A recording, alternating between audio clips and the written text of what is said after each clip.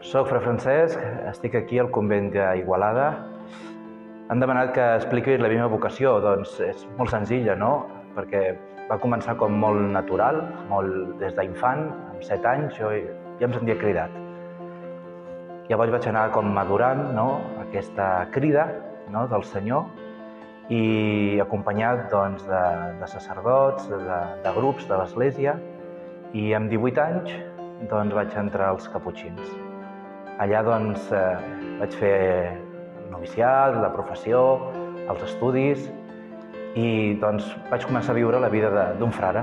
La vida d'un frare que és, sobretot, doncs això, conviure junts, resar junts, treballar junts, i així doncs he anat vivint tant a Arenys, 11 anys, com també a Barcelona, i ara porto uns 8 anys aquí al convent d'Igualada.